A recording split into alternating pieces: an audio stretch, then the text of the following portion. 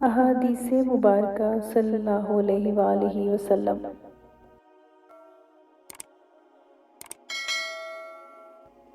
نبی پاک صلی اللہ علیہ وآلہ وسلم جب غسل فرماتے تو آپ پہلے اپنے دونوں ہاتھ دھوتے، پھر اس طرح وضو کرتے جیسا نماز کے لیے آپ صلی اللہ علیہ وآلہ وسلم وضو کیا کرتے تھے۔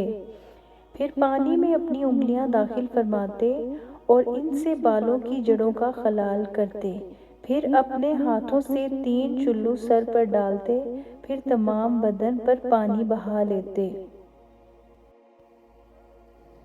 نبی پاک صلی اللہ علیہ وآلہ وسلم نے نماز کے وضو کی طرح ایک مرتبہ وضو کیا، البتہ پاؤں نہیں دھوئے، پھر اپنی شرمگاہ کو دھویا اور جہاں کہیں بھی نجاست لگ گئی تھی اس کو دھویا، پھر اپنے اوپر پانی بہا لیا، پھر پہلی جگہ سے ہٹ کر اپنے دونوں پاؤں کو دھویا۔ آپ صلی اللہ علیہ وآلہ وسلم کا غسل جنابت اس طرح ہوا کرتا تھا۔ میں نے نبی پاک صلی اللہ علیہ وآلہ وسلم کے لیے غسل کا پانی رکھا تو پہلے آپ صلی اللہ علیہ وآلہ وسلم نے پانی کو دائیں ہاتھ سے بائیں پر گرایا، اس طرح اپنے دونوں ہاتھوں کو دھویا، پھر اپنی شرمگاہ کو دھویا، پھر اپنے ہاتھ کو زمین پر رگڑ کر اسے مٹی سے ملا اور دھویا، پھر کلی کی اور ناک میں پانی ڈالا، پھر اپنے چہرے کو دھویا اور اپنے سر پر پانی بہایا، پھر ایک طرف ہو کر دونوں پاؤں دھوئے، پھر آپ صلی اللہ علیہ وآلہ وسلم کو رومال دیا گیا، لیکن آپ صلی اللہ علیہ وآلہ وسلم نے اس سے پانی کو خشک نہیں کیا۔ عمر بن خطاب رضی اللہ تعالیٰ عنہ نے رسول پاک صلی اللہ علیہ وآلہ وسلم سے پوچھا کہ کیا ہم میں سے کوئی جنابت کی حالت میں سو سکتا ہے؟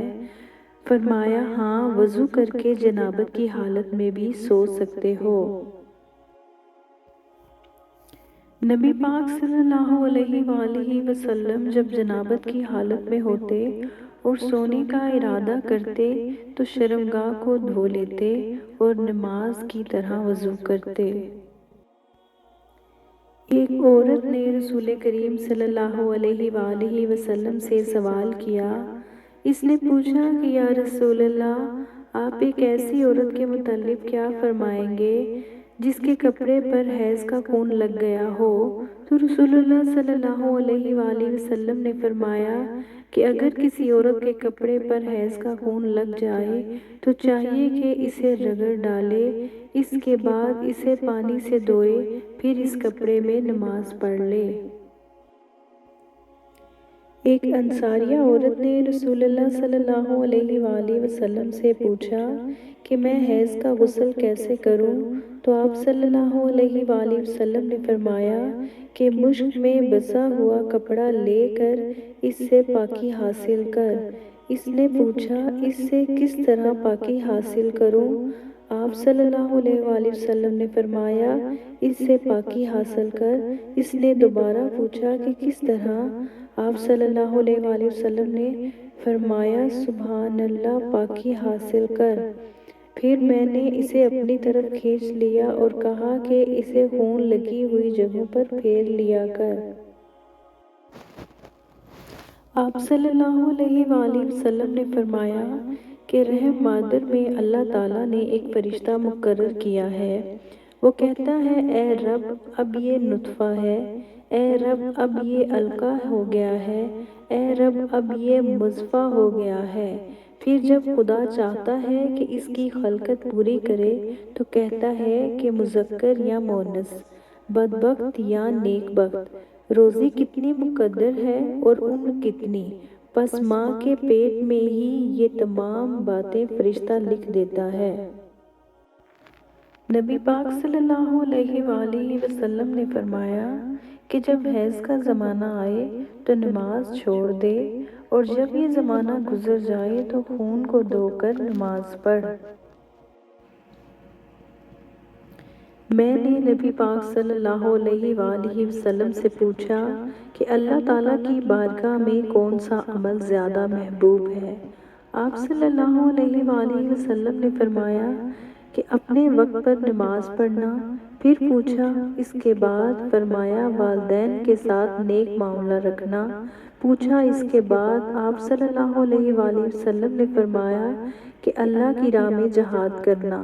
ابن مسعود رضی اللہ تعالیٰ عنہ نے فرمایا کہ حضور صلی اللہ علیہ وسلم نے مجھے یہ تفصیل بتائی، اور اگر میں اور سوالات کرتا تو آپ صلی اللہ علیہ وآلہ وسلم اور زیادہ بھی بتلاتے، لیکن میں نے بطور ادب خاموشی اختیار کی۔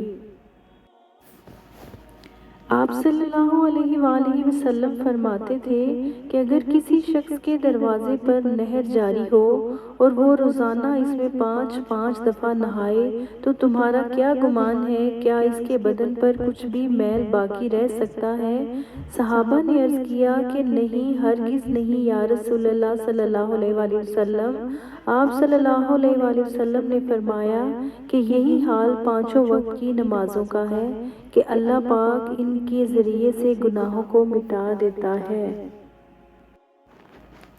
نبی پاک صلی اللہ علیہ وآلہ وسلم کے مؤذن نے ظہر کی اذان دی تو آپ صلی اللہ علیہ وآلہ وسلم نے فرمایا کہ ٹھنڈا کر، ٹھنڈا کر، یا یہ فرمایا کہ انتظار کر، انتظار کر، اور فرمایا کہ گرمی کی تیزی جہنم کی آگ کی بھاپ سے ہے، اس لیے جب گرمی سخت ہو جائے تو نماز ٹھنڈے وقت میں پڑھا کرو۔ پھر ظہر کی اذان اس وقت کہی گئی جب ہم نے ٹیلوں کے سائے دیکھ لیے۔